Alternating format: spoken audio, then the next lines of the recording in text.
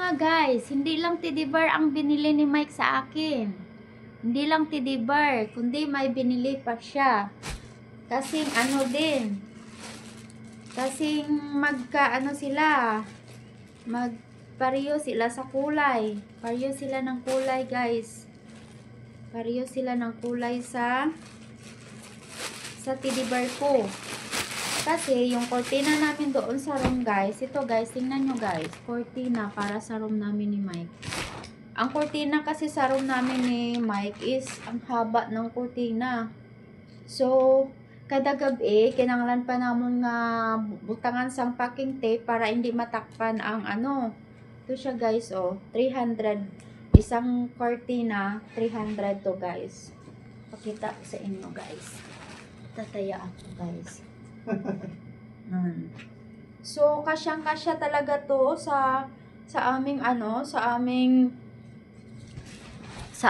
bintana ni Mike doon, guys. Hindi na kailangan na mag-ano pa kami, hindi na kailangan na lagyan pa ng packing tape, guys. So, ang saya ko talaga, guys, kasi kahit papaano nakabili na kami ng bagong cortina at saka hindi na kami mahirapan sa gabi na maglagay ng packing tape kasi ano na to siya, ang ano niya, ang kataason niya guys is ano na to siya, guro saktuwa na gid siya sa ano, saktuwa na gid siya guys sa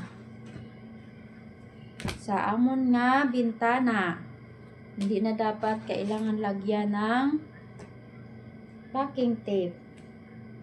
Tapos ito pa yung isa guys, oh, kasi sabi ko sa kanya pag isa hindi yung kasya.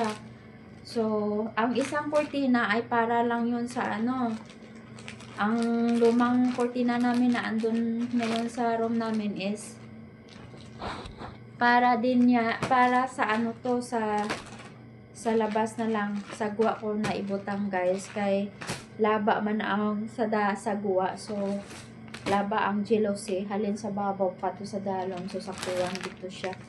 Ay pagid ang isa guys, oh, kay duwa saktuwan din ni siya ang manigyapon color guys. Kay ang bintana sa mga bata ko ara man sila sa ikaduwa nga kwarto, so wala naman kinanglan sang kurtina. So ang ginbakla na kong kurtina is ang amon na nga room.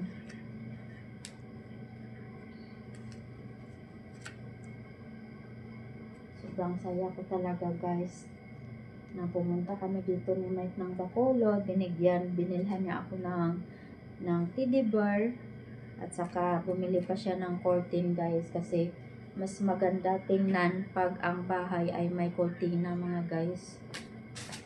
Thank you for watching. God bless.